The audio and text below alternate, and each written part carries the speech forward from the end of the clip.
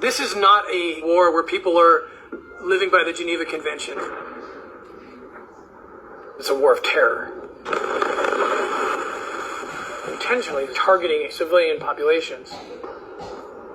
We got reports overnight that 3 rockets hit near Kyiv. Kyiv, the capital of Ukraine, as it comes under renewed fire. For example, the Ukrainians will blow out a bridge, and so the Russians can't get into Kyiv. They can't take the capital.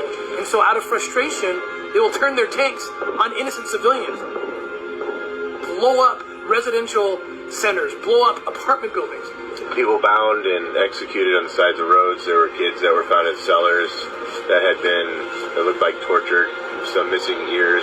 It's the only way they can actually occupy here is to terrorize people till we leave them. We cannot stand by and do nothing.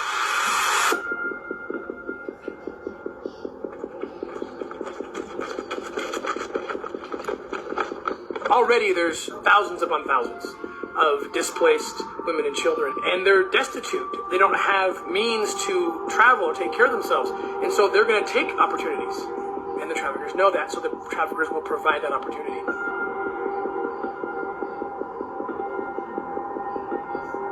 Human traffickers are at the borders, taking advantage of the Ukrainian refugee crisis. We try to discuss, especially women and young girls, to have some preventive measures. Dangerous propositions. Annual global profit from human trafficking is around $32 billion. Luring women into slavery and prostitution, and taking children to sell them. So then we started kind of putting together a team. Aerial Recovery led the effort. Their group is made up of former special ops, so they know exactly how to work in hot zones. In the first 2 weeks, there was already hundreds of children reported missing from crossing the border. And we started running operations to go into the bombed out zones. It's very dangerous. Sometimes bombs are going off. There were mines that we just passed on the side of the road. There are Russian checkpoints that'll just kill you for being American. At the same time, this Dutch policeman knows our work, and especially in Latin America and in Mexico, and said, you guys, we just got the craziest lead. A Dutch pedophile who has been charged and is about to stand trial for raping little boys, he took off and he fugitated to Mexico. And he's looking to traffic Ukrainian war victims into Mexico, into his pedophile market. He's famous because he's a political activist trying to make legal sex with children as young as 2 or 3 years old. Even if you somehow lured a kid in such a thing, a child can't understand what's happening. A child can't say yes to such a thing. OUR was able to make contact with this suspected child predator.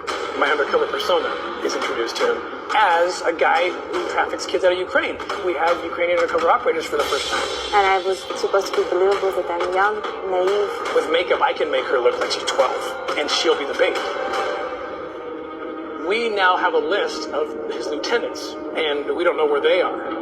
But we think he certainly knows where they are.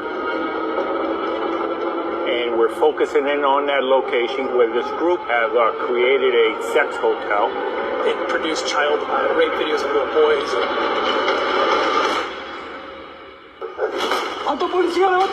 The next 6 hours are critical because this is when all the pieces need to come into play.